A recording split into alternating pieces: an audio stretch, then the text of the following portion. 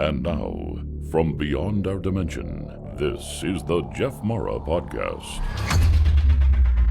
Here's Jeff. My guest is Jennifer Rurka, who in 2005 had a near-death experience that radically transformed the trajectory of her life and ultimately saved it. Jennifer, thank you for joining me today and welcome. Thank you, Jeff. I'm so happy to be here. Well, Jennifer, if you don't mind, let's start on the day it happened and go from there. Okay, so it was actually at the end of February 2005. And just to give you a little context before that, I was drinking quite heavily before that for some years, medicating myself, not really understanding why I was doing it because it was just so familiar to me to drown out all of my emotions with alcohol. So that had been going on for several years before that. And so it got to a point where one morning I woke up and as per usual, I didn't remember what happened the night before, how I got home, if I even left my place, what was happening. But I knew that when I woke up, I was feeling like I was in a lot of pain in my chest, and it was going all the way down my chest to my hip. And so I made it down my stairs and I sat down on my couch, and I could see my cell phone was over on the other side of the couch. And there was also a half bottle of schnapps sitting there. And anyways, and so the pain started becoming so bad. And because I was so sick in my mind with the alcohol and the drinking, I thought, well, I'll just have a few swigs of this and maybe the pain will go away. So I took a few swigs of the alcohol, and within seconds, it just came right back up all over me. And that's when I felt excruciating pain to the point where I felt paralyzed. Felt like there was about 300 pounds sitting on my chest. So I couldn't even get up off the couch or move. I couldn't reach my phone at that point to call anybody for help. And as I'm feeling this massive amount of pressure and almost paralyzation throughout my body, I thought, holy shit, I'm going to have a heart attack. And, or I am having a heart attack, actually. That's what I thought. And then right as I thought that, in the same second, I heard a voice that seemed not my own say, yeah, and that's okay. And within that second, Jeff, everything went white. There was no condo, there was no body, there was no buildings, there was no city block. There was literally a complete whiteout. And I know just from watching your show, a lot of people say they'll go through a tunnel or some sort of wormhole or something. But for me, it wasn't like that. It was like the moment that I heard the words, yeah, and it's okay, I just felt such peace, like I completely let go and totally surrendered. And it was in that moment that when everything went white, it wasn't until years later, actually, that I realized I was dropping into what I believe is called the timeless. So we're in time, we're in the construct of the physical body. But in that moment that I surrendered and let go, I dropped into the timeless, or what I call in my book, the whiteout. And so when I was amidst the whiteout, I wasn't aware of any bodies whatsoever, but there was two voices that began speaking to me simultaneously. So at the exact same time, one was a man's voice and one was a woman's voice. And so as they were talking to me, they were showing me at the same time, and not visually, how do I explain it? It was more like feeling it. I could see it. Just the concerns that everybody had about me for several years at this point, thinking she's killing herself with alcohol, but it was sort of like everybody was speaking a different language to me. I wasn't really paying attention because I was just so heavy in my numbing out my pain that I couldn't hear anybody. But during that time, that's where I saw, I guess, everybody's concerns. And so when I came out of the whiteout, I don't even remember having the moment of coming out of the whiteout, which was very interesting. So no matter how many times I tried to go back and recollect what did happen in those moments after. I still don't have the memory of it. It wasn't until several days later, I believe, that I started to recollect my life at that point and how it started to change, and the situations, how they started to unfold from there. Thank you for sharing your experience. Yeah. When you heard the first voice, who do you think that voice was? At the time, for many years, actually, I knew, I guess I could say I knew it was God, but I didn't know the magnitude of it. I didn't understand the man and the woman speaking at the same time. When you think about God, you think man, right? I don't know. That's where I did anyways. And so it wasn't until years later I started to realize, oh, God is man, woman essence. It's the divine feminine and the divine masculine in union. There is no separation between the two. We separate here due to the fragmented mind into man and woman. And then we live out these codependent lives to find unification through one another, or co-create through one another, to find that wholeness and to find that state of love, I guess. But that's what I realized those two voices were many, many years later. But I'll tell you, when I did come out of the whiteout, my life changed so much, because I went from drinking myself literally into a blackout every single night for years to not wanting a drop of alcohol at all, not a single drop. Like, it was dramatic. And so during that first year, I also felt like I had light blowing out of the top of my head. And it was also felt like it was coming out of my hands. And at that time, like I instruct yoga now as well, and have for about 14 years. But at that time, I wasn't doing yoga.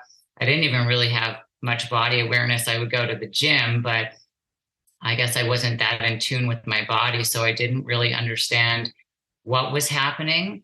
And then I would have these, I guess, spontaneous merges with people that began happening. I wrote in my book, Soul Center, how the first time it happened, I guess this is maybe a couple months after the whiteout, I was in the gym and there was a young guy in there, probably around my age at the time. And I was 27 then, and I'm 45 now.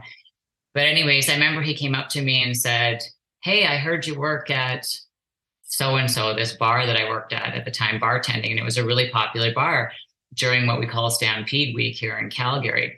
And he said, "Can you get me and some of my friends in on the guest list?" And I said, "Yeah, sure. What's your phone number? And if there's any issues, I'll give you a call." And so he gave me his phone number. And then he put his hand on my shoulder when he walked away. And he said, "Nice to finally meet you." Because I'd seen him in the gym before, but I'd never actually spoken to him. And I'd seen his twin brother in the gym as well, but never had spoken to him either. And so I didn't think anything else of it. And when I went home that night, I didn't go to work in the bar that night. It was my night off. And so I went to bed relatively early.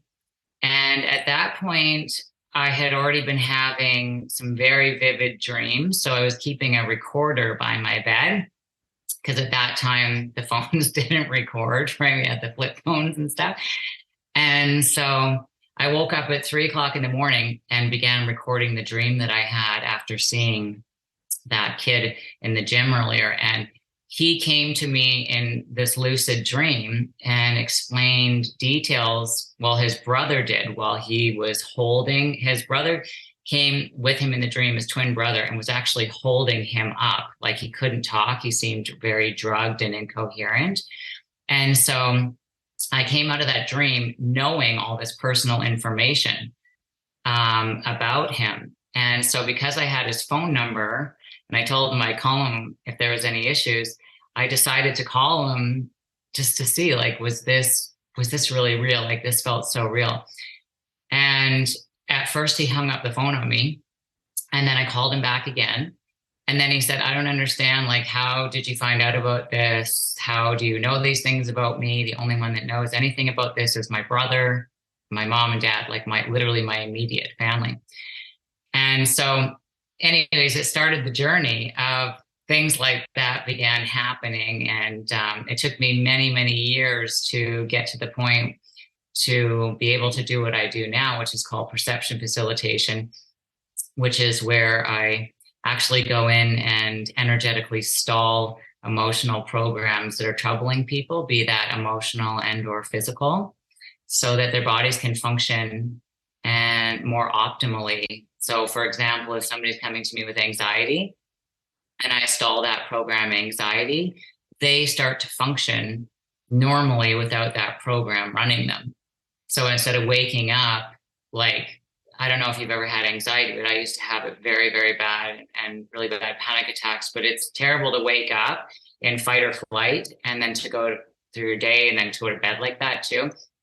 So anxiety is one of the biggest things that I work on. So when you wake up and you lay there and you're kind of going, oh, I don't have anxiety. It's a very liberating feeling to have. I feel like I'm going on a little bit of a ramble. Oh, that's okay. You're doing great. When you merge with somebody, does it usually happen in the dream state? Very rarely. And it's unfortunately something I can't control. So, for instance, when that first happened in 2005, that came out of nowhere, and nothing like that happened again for years. I would know things about people or get a sense when I was around them to know things or feel things from them, but it wasn't like that lucid dream, but I would still have a knowing. And then over the years, once I started getting into yoga and I started traveling the world, I guess you could say in the search of consciousness and the study of it, I began really peeling back a lot of my underlayers so that I could become more raw and exposed and understand what happened in the whiteout, what the effects of it afterwards, and what was now being revealed to me to, I believe, as one of my purposes, which is now to align and assist people, act as a conduit to help them on their journeys as well. But yeah, for the most part, when I work with clients today, it's not that dream state or lucid state. It's more just of a knowing. And sometimes if I don't get that, they'll come to me and they'll say, okay, this is the list of what it is that I'm wanting to work on. And then at first it's kind of like a go fish. So I sit and I meditate on them in the mornings and in the evenings, and I focus in on those programs. And so once one of those programs is stalled, sometimes there's something underneath of it that comes up. And then we go into that. And then we also talk once a week so that I'm helping them psychologically process what's happening in their lives, because like I call it perception facilitation, because when the programs aren't running you, your perception literally starts to change.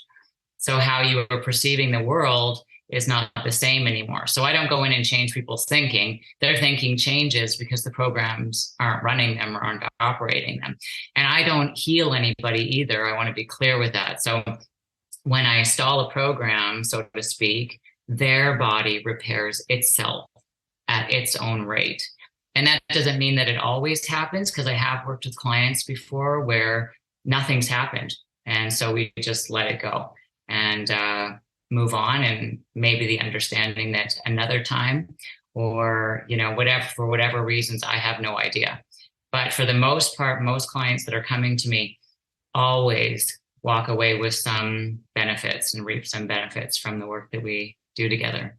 During your NDE, you seem to express that more than one person or people had concern for you at that time. So I was kind of wondering if you're putting everyone, including God, all together. Well, I definitely felt a connection at that time that I've never felt in my entire life prior to that or since that. It was I don't even know if you can call it love, because the way that we see love here is very conflicted. We are very conditional beings. I love you until you do something I do not like, Jeff. That's how we generally roll. So this was a love that was very uncluttered and very unconditional. And so to be in that space, in that vastness with those two voices that weren't separate, it was union. And another word for God is union to me, that I believe in that moment I was one with God.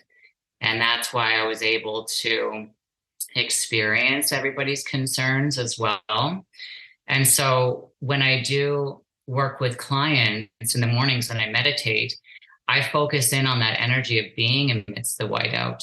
It's like stepping into the cellular memory of the whiteout each and every time I go, because it was the most loving energy that I could possibly imagine. So when I work with people, that's the energy that I focus in on, so that I can somewhat, even though it's not exactly the same, be in that state, as you're calling it, of one, so that I can merge with people on an energetic level and help facilitate them in their healing journeys.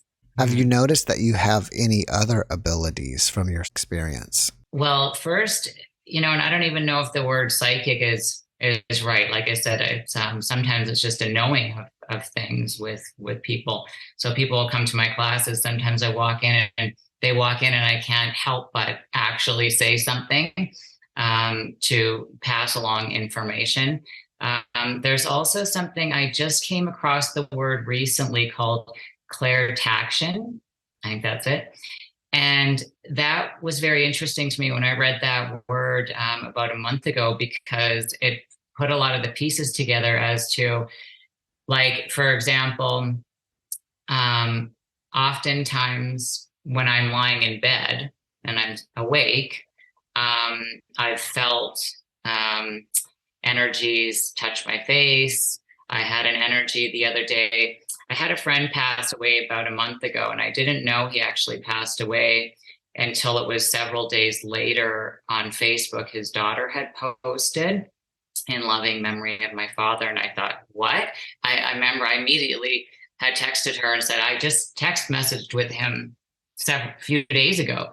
And she said, no, he passed. They said, when did he pass? She said, Tuesday. And it was so wild because, Jeff, that night when I woke up to somebody pushing my shoulder, and they kept pushing me while I was awake so that I wouldn't mistake, was I dreaming that? So I was awake for several seconds while they pushed my shoulder over, but I wasn't scared at all. It was complete calm, like it always is. I've never felt frightened.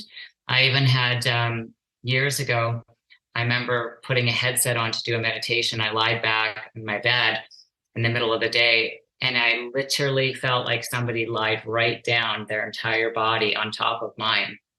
But there was no fear in it.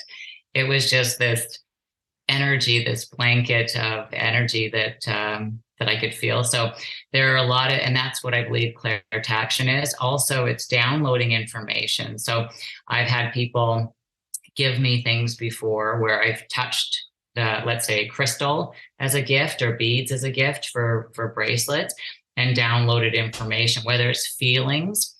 Like one girl gave me a crystal, and I went into immediate sweats for about 12 hours, like as if the flu had switched on to the highest degree for about 12 hours, purging what she had inside of her because she had to touch the crystal to give to me. So things like that. There's probably a lot more things, but I can't think of them right now. Maybe as we go along, they'll come up. Do you think your NDE was the cure to your alcoholism, or it was like a catalyst that set you on a path to stop drinking? I love that you asked me that. Yeah, it was a catalyst on the path to stop drinking. Well, okay, so when I came out of that, I had zero desire to drink. That lasted for 8 years, zero desire. And it wasn't until I went to the Monroe Institute 8 years after that, and I did about 12 of their programs there. So they use binaural beats. It's sort of like accelerated meditation on steroids, if you will. And it wasn't until I came back from there after the first trip that I was thinking of 100 reasons why is to drink. And so when you're using brain binaural beats, they do start to alter the oscillations of the brain. So I'm not saying that the Monroe Institute screwed my brain up. I went there obviously still needing to work on something myself. Otherwise, I wouldn't have aligned myself to that place. And I don't believe we just coincidentally get to places. I believe that there's always work to do. And so we're always vibrationally lining up with people, places, and situations. So the Monroe, my experience there just really sparked what I needed to go through on my own. So there was that journey of going through that addiction in my own mind over that next year with it, where I cleared that on my own without the whiteout's help. After that, I didn't go to AA or anything like that. It was constantly going into self-reflection, peeling back those underlayers through meditation, and really diving into want to heal my past as it was coming up. And the way that I do that is like I said, I always go into self-reflection, so I'm not blaming anyone, because I find the more that we blame, the more that we stay at war out there and become slaves to our environment. And that's why a lot of the times we need things like alcohol, and we're addicted to things because we're not going into self-reflection. Oftentimes we're moving more into deflection. In your book, Soul Center, you write about the SIT method. What is that? So the SIT method is an abbreviation for see it through, it being the negatively charged belief. And so the whole book acts like a drip that you kind of mainline into your system. So chapter by chapter throughout the book, it really helps us to want to look at ourselves in a way where we can no longer not look at ourselves. So by the time we get to the end of the book, again, we're going more into self-reflection over things. And therefore, once we do that, and we can use the SIT method to do that, but like I said, as we move through the book, by the time we get to the end of it, the SIT method is not even necessary. But the SIT method essentially does give us actual steps on how to move through the issues that we're struggling with at hand, whether that's something to do with addiction, whether it's something to do with just being triggered in traffic. And I really feel like, so many of us get triggered and we don't actually go into the feeling of it. And so the SIT method essentially shows us how to feel. And if you think about it, Jeff, most of us haven't been taught how to feel, like how to authentically feel our feelings. We've been taught how to act. Wipe off that look on your face. Put this look on your face instead. Don't you dare have a tantrum. Act this way. Don't act that way. So I feel like we get really good from the time we're kids to act a certain way and essentially become liars. Don't tell that person what you really think. That would be rude. So we're not really authentically living our lives. We're not helping anybody by not speaking our truths, and vice versa. And so we get numbed out to our feelings. So as years go by, it's like we get triggered by something, and all of a sudden it's like, they did this to me. They made me feel this way. But that's insane. Nobody can actually make you feel anything. They don't put their hands on you and start mixing up the chemicals called feelings for you to have. We essentially have our own pain vibrations that are then emitted through the electromagnetic field that then affect the quantum field. So we mathematically / vibrationally align with one another to inspire one another to feel things so that we can heal, inspire or trigger, depending on which word you want to use, right? So the SIT method really teaches us how to feel our feelings through to the point of exhaustion, so that the feeling, or the negatively charged belief, is no longer in charge of us.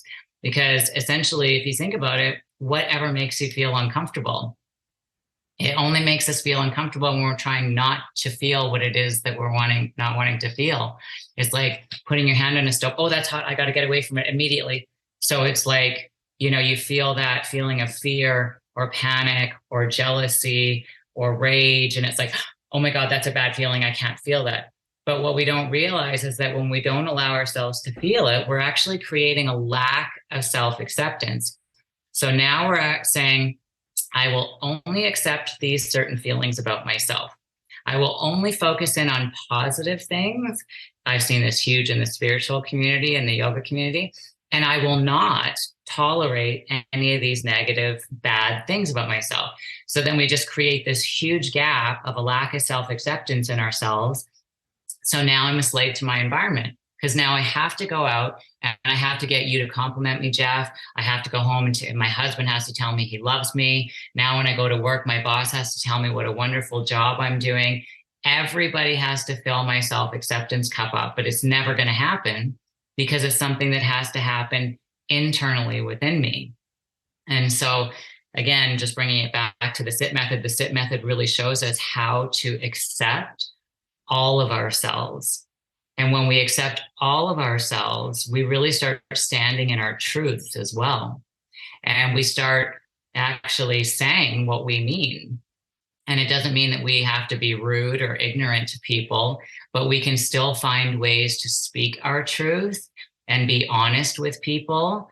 And to also understand that when we are saying something to somebody that is the truth, if we say, well, I can't say that, that's going to hurt their feelings, we also have to get really still and realize the only reason we're not saying it is because of how we think we're going to feel in saying it to them, right? We're always deflecting. Oh, I don't want to say it because of them, but get still to figure out exactly why. It always comes back to you. So yeah, everything that's going on in the entire universe is always for us. But when we're conflicted and not accepting all of ourselves, we won't see it that way. We won't see the friendly universe called reality. We'll see what I call in my book, reality, which is the movie reels reeling out of us. It's like the fantasy island, right? We get hypnotized by it, and it can become quite intoxicating, and we can lose ourselves in that, which is what I did for so many years, and which is why I was drinking myself into oblivion night after night until, by the grace of God, really, I had the phenomenal experience of the whiteout that gave me that reset, so to speak, to change the trajectory of my life and to take a different path and to want to see my way through my pain. Because the whiteout didn't just make me, I didn't come out of there and go, oh, I'm saved. I know I'm wonderful. I know everything. I came out of there and I had this extraordinary first year that was wild, with all this light blowing out of my head and these merges happening. And I felt swept away in the state of one most of the time. Like I would just be mesmerized by looking at a little leaf floating in the river. I'd get lost in it for 3 hours would go by. But that didn't last for me. Like towards the end of that year, and I have no idea why, all that energy seemed to collapse. And I went down into a deep, dark depression that, is sort of like a wave throughout the years, coming up and down, riding anxiety and depression and panic and so on. And that's what took me to yoga. But because I had the whiteout experience, right, no matter what, I was still focused in on wanting to get better. I had still no desire to drink, even though all that was happening. But I was and still focused on a different path. And that's what took me to yoga. That's what took me all over the world. I was aligning with people that I found very interesting, that not to go to them so that I could recreate what they had to offer, their modality, or teach it. I knew I just had to go to them because they were going to help peel back my own underlayers, help expose my own inner talents and what it was in my abilities that to help people on their journeys as well. And so it's been a long journey of ups and downs. And I don't think that we ever get it done here, Jeff. And if we do, then are we really here still? I believe this whole experience is about the ups and downs. And so, yeah, in my book, Soul Center, it's all about that self-reflection and and starting to have enthusiasm about wanting to go into those things that we are feeling triggered by, because we do have some tools now that we can go into to help heal those things. And when we do, we just find so much more joy and enlightenment from it, right? I mean, that's essentially what enlightenment is. It's just moments of clarity. It's not like we have to go stand on the top of a hill or meditate for 6 months and stick crystals in our nose and our ass. That's not how it works, right? There are moments of clarity when we move through something and connect with people, but essentially we have to connect with ourselves first to do that. How did you come back? Did you make a decision? Were you told to come back, or did you just spontaneously come back? Well, I do remember they said to me this, and it was in a very loving way. So it wasn't like a threat or anything like that, but they did tell me this was my only opportunity to come back if I wanted to come back this time. So meaning with the alcohol, they weren't going to be pulling me out of that hole again, essentially. But it was my choice to come back, and I made that choice to come back. But like I said, it wasn't like all of a sudden I opened my eyes and I was out of the whiteout. I don't know how many days there was in between. I just remember one specific event of me calling up a person that was very toxic in my life and telling them we need to meet and talk. And that's when that person came over and I said, I can no longer see you, just because I had been seeing my life completely differently at that point. And I was hanging out with some very not well people before that, but only because I was not well, right? The birds of a feather flock together. So that, oddly enough, was the first day I remember. And I'm not exactly too sure how many days after, but I'm sure it was days after, I'm guessing.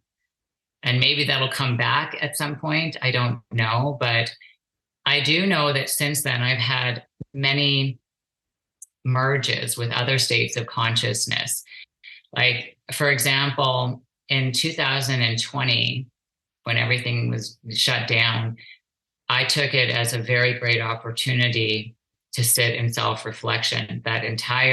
For months, Jeff, this sounds crazy, but I would sit on my couch for 12 to 15 hours and I would breathe, I would meditate, and when I say meditate, I mean, I would take in the entire room. So I would listen to absolutely everything. That's one of the things I talk about in my book as well, is how to meditate. And oftentimes when we meditate, we are taught to shut the outside world down, not pay attention to it. When in fact, when you listen, Jeff, to absolutely everything on the outside, you hear everything on the inside. Now, you're also involved in automatic writing. Can you tell us about that? Yeah, so that happened in 2020 as well. So that was another thing. I'm glad that you brought that up, that was happening when I was sitting in self-reflection. Before I went to bed one night, and I had a pad sitting on my desk by the couch, I wrote down the words, channel us. And then I drew 3 little happy faces next to it. And I didn't even think anything of it. Like, I wrote it down, but I didn't even think anything of it until the next morning when I came to sit back down on the couch and I put my coffee down there. And then I looked at it and I was like, oh, channel us. And I was like, channel us. And then I was like, oh, channel us. Oh, channel us. And then I realized I wrote that. It was sort of like I tuned out, even writing it the night before, and then didn't comprehend what the heck that meant at first. So it took me some time. So I started writing. And I didn't even know what the automatic writing was at that point. I just knew, okay, I'm going to write. And so as I started writing, I wrote probably 4 notepads full of different writings that essentially, and some of your viewers might be familiar with these beings or states of consciousness, but they're the Lyrans. So they are lion beings from the constellation Lyra. But at first, when I was writing it, I kept hearing Naira and Myra. So it was like these words that were close to it. But I knew it was the lion beings because they were telling me that they were feline. Anyways, but this went on for several months. And I also had a couple merges with them in a half dream state. So that's when I got up, went to the bathroom, went back to bed, but didn't really go back to bed. So I guess that could be considered maybe an alpha state, where I didn't necessarily come into communication with them, but just had a sense and could see them in my mind's eye, the images of them.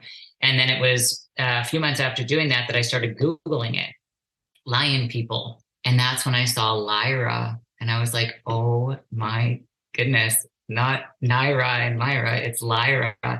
And that took me on a whole other journey, where I found Judith Cussel and some other people that talk about the Lyrans. And so that was a really extraordinary experience in 2020 as well. There were so many extraordinary things that were taking place in 2020 for me. I think essentially because I wasn't looking out into the world out there.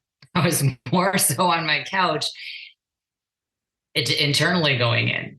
So again, like everything else was collapsing. It sort of, it almost makes you think, is anything really happening but what we're projecting in the first place, right? But 2020, and I'm sure it was a great year for a lot of people too, because a lot of people did have the opportunity to not go to work and to really do some self-work and self-reflection. And of course, it was a year too, I think, where a lot of people found themselves feeling for the first time. And when you're forced to not go to work, not distract yourself with all these things that you're normally distracting yourself with that are outside of the home, and you have to feel your feelings, that can be absolutely quite terrifying for people as well. So I'm sure it was quite uprooting and possibly even traumatizing for some people. Do you think that you are a star seed from Lyra? Yes, I do. I feel, I don't even know exactly how to answer that, because I feel even when the other states of consciousness there, the triangle and the square head being, I feel like we can be everywhere and everything at any time when we let go and when we surrender, and that there's really no such thing as these other beings. There's just different vibrations that we're tuning ourselves to, that we're lining up with in that moment. And so maybe we're playing out other states, other lives right now, all simultaneously. And as we shift our vibration from moment to moment, maybe we're shifting into the awareness of them at certain times as well. So yeah, I believe that everything that I've encountered or merged with is a part of me that I am, just like in the whiteout when I had that phenomenal experience with God. And that word used to be something I would never use, the word God, because when I grew up in a home, my mom was, she grew up in a Mormon religion. And when she left there not happy. So she, left the religion behind her. So growing up in a home, we were not religious. We did not use the word God. And then when I got into yoga, that word was further compounded, because people in the yoga industry also shunned away from it and were using words like universe instead, or source. And that's fine. But it took me many years even after the whiteout, after I began to sit with the word God to understand what that word meant to me, and to understand that the fear around that word actually wasn't mine. And if any word's ever in control of us, right, it's time that we do actually sit with it. It's time that we do see it through. Otherwise, we will remain powerless to that word and constantly be running from it. So whatever word you do choose to use, whether for the description of God or whatever it is that you're in fear of, it's so essential that that we do see our way through them. And it's so important that we see our way through everything that we're struggling with, because when we don't, it literally follows us. It's still going to be emitted through our electromagnetic field and affect the quantum field. And our environment is going to arrange for us people, places, and circumstances for us to be triggered into those feelings that need healing again. And so that's why I believe when I wrote this book, it was such a big shift for me to realize how I can move through these feelings, and in doing so, reintegrate them, and then not be controlled by them and feel less triggered in my environment, less angry, less willing to deflect and blame and make others wrong. And that's actually a really powerful feeling. It's when we're trying to control people, places, and situations that we remain powerless, because we are giving our power away to all of these inner projected aspects of ourselves that we're seeing out there. If you don't mind sharing, can you tell us what in your life you were angry about and what was triggering you? Well, I had a very, tumultuous relationship with my mom. I felt, and it's interesting because when you grow up in a household and everything's just normal, right? You just think that chaos and, being called certain words and treated certain way, it's your normal. You don't see it as being toxic and dysfunctional. And so it wasn't until I quit drinking, Jeff, that I realized how angry I was. Not during that first year, because like I said, or maybe it was 10 months, but towards that end of the year when everything started to crash, that's when I really started to feel all my feelings. And it became very shocking. And it was like I just became more and more and more and more and more angry at my mom, to the point where I was just enraged by her. And the more that I would try to run away from that, the more other women in my life would show up to hurt me, but only because I was pulling it out of them vibrationally. Because again, we don't make people do things. We vibrationally align to actually heal. And a lot of people, might feel quite triggered in hearing that, because they might say, well, I didn't deserve this, and how can you say that? Or how can a child have attracted this? And it's like, what I want to say is we never attract the outcome. We attract the vibration of the person or the circumstance, but we don't arrange the actual outcome of events. Does that make sense? So it's like I could be vibrating with somebody's pain frequency that's a total nut bar, and have an emotional / vibrational collision with them, but because we're being pulled together through that pain frequency. But I'm not determining what the outcome of what that event is going to be. If somebody comes up and punches me in the face or something, it's not like I asked for that. So I just want to be clear when I'm saying that we're not attracting, you're not attracting the outcome, but we do attract vibrationally to to the frequencies of pain and joy and all sorts of things. So the more that I was pushing all that pain away from my mom, the more people would just keep getting arranged to show me what it was that I was running from.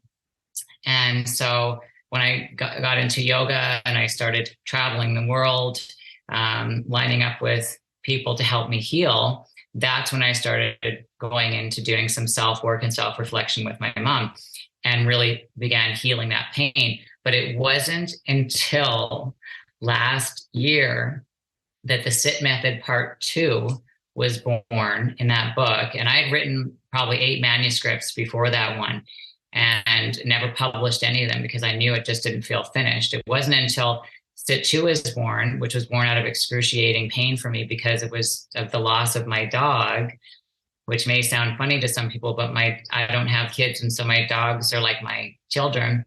So when she passed away, it was so grief-striking to me that I was in a complete state of panic for 10 months, Jeff. Like I would literally wake up in panic attacks. They would go on all day. And so when that was happening, I also didn't realize that there was a lot of stuff coming up with my mom around there. And it wasn't until one of the mornings, like at 3 a.m. when I say mornings, that I got up again, because I would wake up in a panic attack and I couldn't go back to sleep. I'd literally be frozen. So I would go sit down and I'd be asleep for 20 minutes or an hour at the most each time. It was crazy. And I went to sit downstairs on the couch and I remember going, I am so freaking exhausted. I'm so tired. I cannot do this anymore. I'm so angry. So I started writing down, I'm so angry. I can't do this anymore. I'm losing my mind over this. And then I remember saying to myself, well, what does that sound like? What does that sound like? And what does that move like? And I was like, what does that sound like? And so I made this fake baby sound, this like little whining sound. And Jeff, as soon as I did that, it was like I popped the lid off of something and all of a sudden, like the tears started coming. I started crying uncontrollably. And this is when the Sit Method Part 2 is born. I started crying and I let myself cry to the point. Now I had been crying before that and screaming and yelling and freaking out into pillows and stuff like that, but they were short bursts of energy. I didn't actually let the feeling completely exhaust me. I would scream and yell over losing her and be in pain, but then I'd be like, stop it. That's enough now. Just remember the good times. Get on with your day. And this is ridiculous. Stop it. So I didn't realize that what I was doing is I was actually putting conditions and judgments on my feelings. And in doing that, I wasn't accepting all of those feelings. So I kept pushing them further out without even realizing it. So in this moment that morning, when I made the fake baby sound and then it just started going, I let myself cry to the point where all of a sudden I'm on my couch and yet I'm in the crib. All of a sudden I have this memory, I'm holding the bars. So I'm standing up. So I don't know, I'm maybe 1 or 3, I don't know, because I was standing holding the bars and I'm screaming bloody murder in the cage, in the what do you call it, crib. And I remember thinking, where is everybody? Like, somebody pick me up, and screaming like, I must be disgusting. Nobody wants to pick me up. And then I remember thinking, I'm so cold. My skin hurts. Can anybody hear me? And I kept crying and crying. So here I am in 2021 as this is happening. And yet somewhere in the early 1980s is now in the same room. So because I allowed myself to feel the feeling fully in that moment that I was feeling that day, time collapsed. Now time's happening simultaneously. My brain gated an experience before that wasn't there. That's now, because I surrendered to feeling this feeling, was now exposed to showing me where all this was coming from and being triggered, and the information that was within me being emitted through my electromagnetic field, creating my life up into this point. Hopefully that makes sense and you're following me there. But everything that happens from the time that we're children is still within us. It's still dictating and overriding our today. So as I allowed myself to feel those feelings today, I dropped into some feelings from the past. I allowed myself to fully feel them to the point of exhaustion. When I say that, I was on my couch in the fetal position, rocking myself in the fetal position when I realized, oh, I'm in the fetal position and I'm rocking myself. Like I was completely lost in the emotion. I let myself go in it completely. And I knew that feeling had been exhausted because I was completely peaceful. I was 100, even though my eyes were all pooled with tears, I was completely at peace. And I went to sleep that night, which I hadn't done for months and months and months.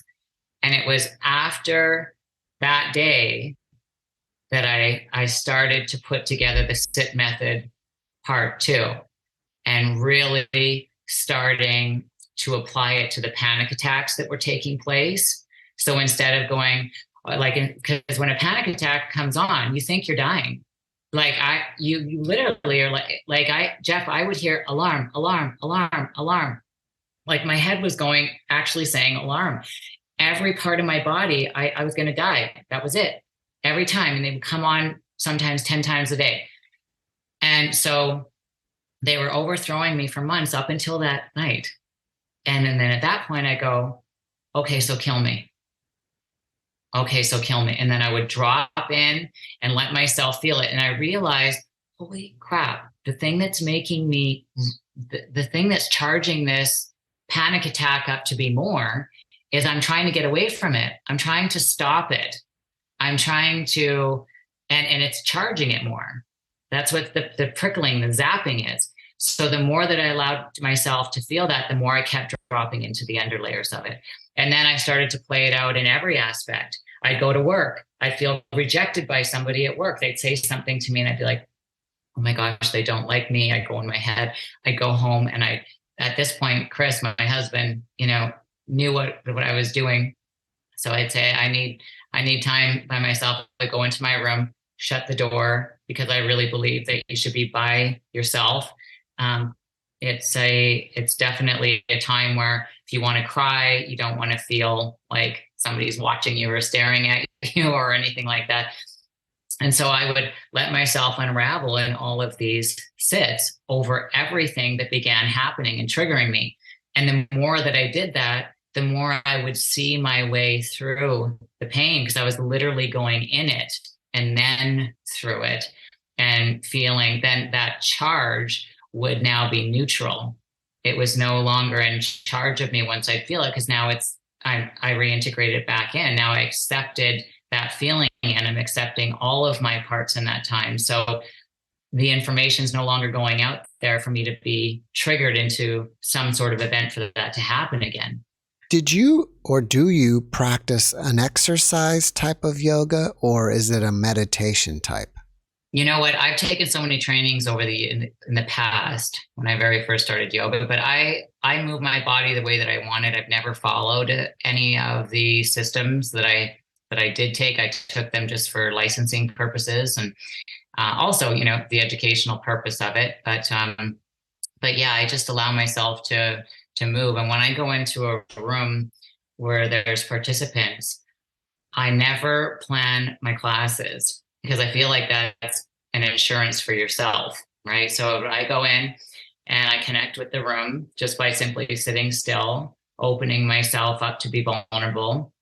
And then I move with the class. And that's why I oftentimes feel like when people leave my class, they always say, wow, I feel like I got a psychology session and a yoga class all in one. So I'm not just there talking about the physical asana and the alignment. It's the philosophy of life and what's happening in that moment. And because I allow myself to be open, people's energy, we move through one another. We're conduits, right? So people receive what they need to receive physically and or hear what they need to hear, not because I'm teaching them something that they don't know, but because I'm reminding them of something they already know that because we're all open, we're hearing one another speak, and it's such an incredible experience.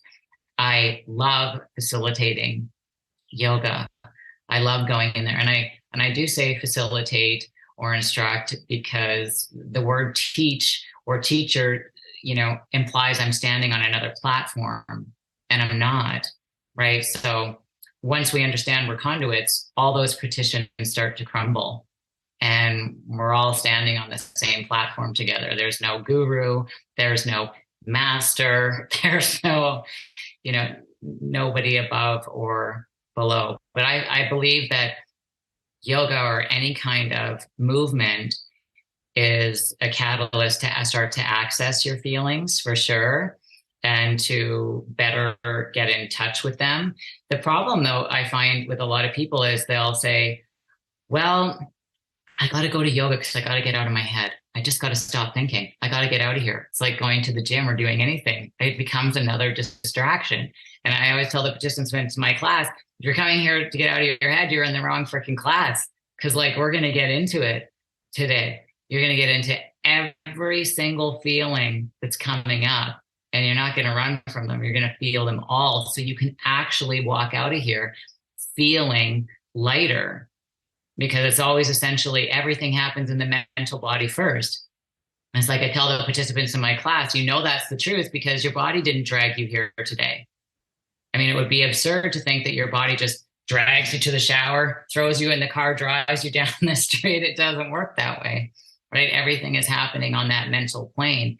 And so the more that we try to avoid that and run away from that, the more powerless we feel. And that actually makes the body feel that much more dense and in control of us. And that's where a lot of people forget that they are their own healers. They are their own repairers, And so, yoga and everything is a great starting point to access feelings, but it's so important to dive into those feelings and not use things like yoga to avoid feeling. Jennifer, after watching this podcast, people may want to reach out to you. Should they do that through your website or somewhere else? Yeah. No, my website's great. Yeah, JenniferRurka.com. All right. Do you have a YouTube channel? I do, but it's not active right now. Maybe sometime in 2023. It's funny you said that. I have been thinking about that. Well, where can people find your book? They can find it on Amazon. You can also go online to Barnes & Noble, Chapters, and Indigo online. Do you have anything else that you're working on that you want us to know about? Well, I'm always working with clients. That's my number one go-to with perception facilitation. That's also, if anybody's ever inquiring about that, they can reach me on my website to find out more about that. We can always email back and forth, or you can email me and we can talk about it more on the phone. But that's mainly what I do full time, and then part time I'm facilitating yoga. And sometime here in 2023, I'll start writing another book. Had to take a little break after this one. Jennifer, thank you for being my guest. Thank you, Jeff.